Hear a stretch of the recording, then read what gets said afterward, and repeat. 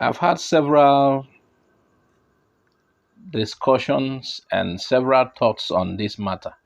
If they were competent lawyers, Nnamdi Kanu would have been released. And some people are peddling this the moment Nnamdi Kanu went in. And if you had people, this lawyer is no longer competent. This one is no longer competent. Can you imagine? They cannot save Nnamdi Kanu.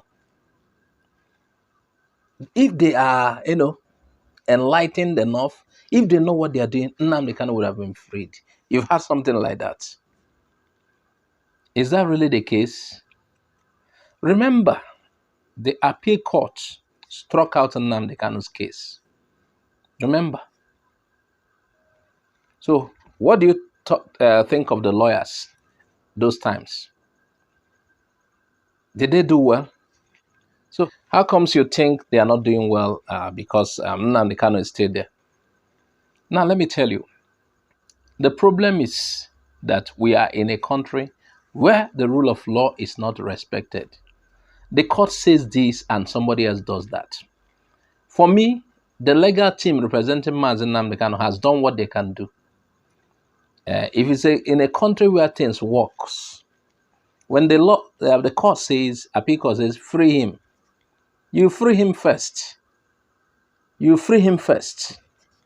Then other things will follow. You free him, then the federal government, if they want to appeal again, there is a procedure. But the court said, free him. Nobody respected that. Some of the times the court said, take him to Kuje, the correctional facility. DSS still kept him. So it is not the legal team that is the problem. The legal team have done what they can do. Yes, they have represented him well the way they can. So please, I've had a lot of IPOBians and people who are sympathetic to the struggle say, these guys are not doing well. If they are competent enough. These people were pointing fingers at from one person to the other. It started with Ejiofor. Ejiofor is not doing well. And there's this other brilliant lawyer that would have taken up this stuff. And Nnamdi Kanu would have been freed. And this started when some people begin to hate on Ejiofor. Before you know, they said he was working with the Nigerian government.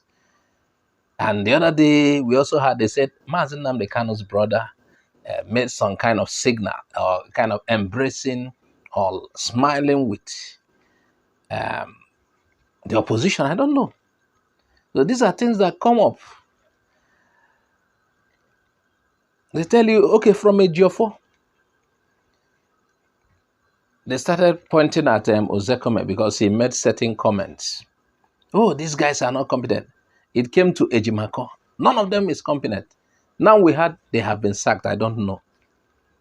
And some said it's Nnamdi Kanu's family that sacked them. I don't know. But what I want to tell everybody and what I want to let us know is that they are not the cause of why Nnamdi Kanu has not been released. They have done what they can do. Just that we're in a country, the executive, the government is still okay. The plaintiff in this matter, they took you to court. They are still the one that tells the judge what to do. But in some of the cases, you will see some, should I say, stubborn judges. They will say, no, no, no. You cannot interfere with our ruling. We want to be independent. Just like what happened with the appeal court when the judges told the federal government, pump and plain, the manner at which you brought this guy into Nigeria makes this trial not possible. Yes. I think it was not just one judge. Maybe, okay, there were two or so. And you know what the federal government did then? Those three judges that ruled on that matter, they were transferred immediately. You see the power of the executive. In a country where things does not work, they were posted away with immediate effect because of that ruling.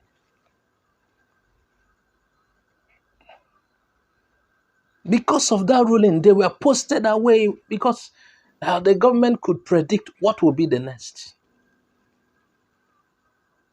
I think one was transferred to Imo, the other one maybe in Benue. They were the three judges who ruled on that matter.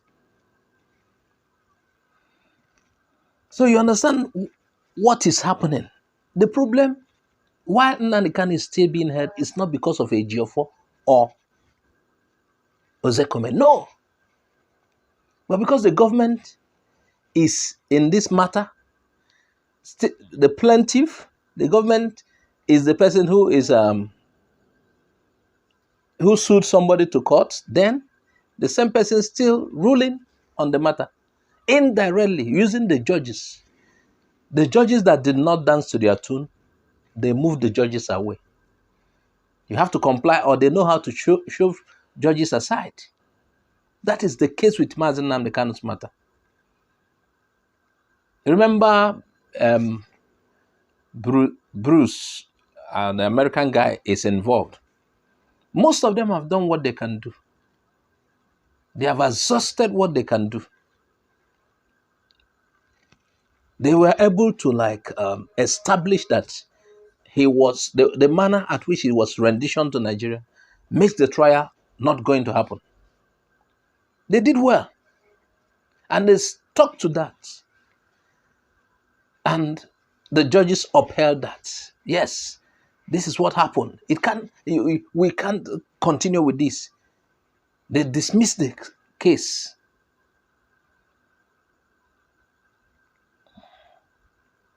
So I don't know why, if truly Ejiofor and Ejiofor Ejiofor and Ozekhome were sacked, I don't know why. On what basis? I don't know. On what basis they were sacked. Whether it was at the request of Mazi Nnamdi Kanu or that they are not doing their work well. I can't understand which work they are not doing well. Because in Nigeria, okay, look at the case of P2B's legal team and the tribunal. Look at what happened. There is a way the system in Nigeria, the corrupt system, rubbishes you that people will think you are not competent at your work again. P2B's legal team did well, did their presentation very well, did what they're supposed to do, proved that this happened and this happened. Yet, the one who was just promoted, they have just promoted that judge, Samani. He's a good judge. He did well. Oh, Samani has been doing well as an appeal court judge. Oh, he did well, and he has spent so many years at the appeal court. Oh, hey, he deserves that promotion. Okay, he has been promoted to the Supreme Court. They rubbished the career of some lawyers. Some of them are SAN, Senior Advocate of Nigeria. That their case was not well, and many Nigerians were buying to something that was so obvious. Daylight robbery. Many Nigerians were like, hey, yes, they didn't truly. Oh my God. Maybe they would have named all the people who died during the Civil War, giving their middle names and their surnames and their first names. Maybe until they do that. Something that was so obvious. They use technicalities to play out P2B.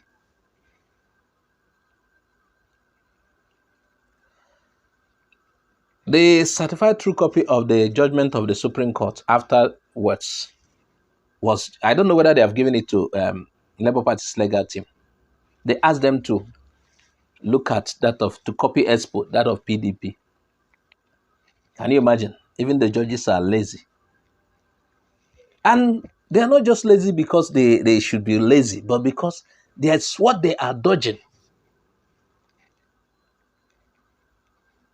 They robbed P2B, they robbed Nigerians. It was so clear me to trust in the Nigerian judiciary again.